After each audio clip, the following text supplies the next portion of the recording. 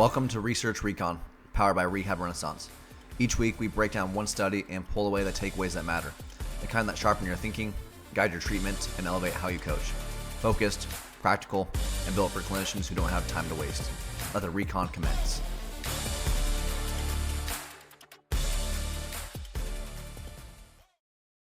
What is going on, everyone?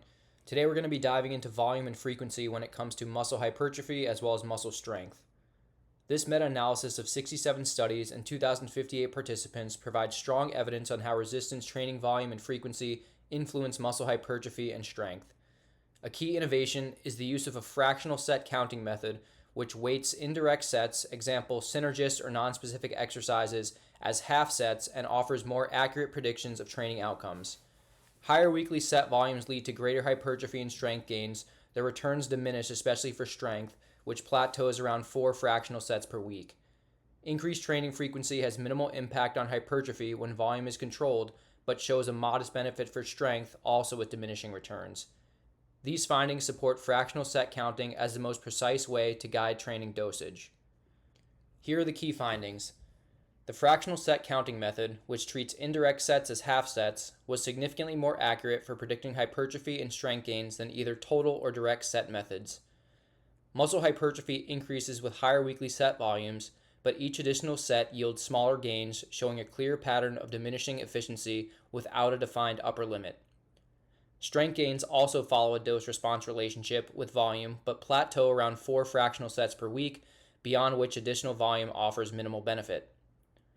Training frequency had little impact on hypertrophy when total volume was controlled, suggesting that spreading volume across more sessions does not enhance growth. And lastly, strength gains improved with higher weekly training frequency, likely due to more frequent motor pattern practice, though returns diminished with each added session. Here are the clinical implications. Use minimal effective dose tiers in season to preserve recovery and performance capacity, keeping volume low. Example, 4+ weekly sets for hypertrophy, or about 1 to 2 sets for strength, allows for greater allocation to sport-specific work like throwing or competition. In the off-season, begin with minimum effective doses but progressively push volume. This builds a broader base for hypertrophy and work capacity, supporting long-term athletic development and future high-intensity training. With concurrent training, shift volume toward the primary goal. If hypertrophy is prioritized, maintain strength work at minimal effective levels and vice versa to prevent overload and maximize adaptation efficiency. When emphasizing strength, favor increased weekly frequency over daily volume, since strength gains benefit from more frequent exposures even at lower set counts per session. And lastly, keep in mind these findings are based on healthy individuals.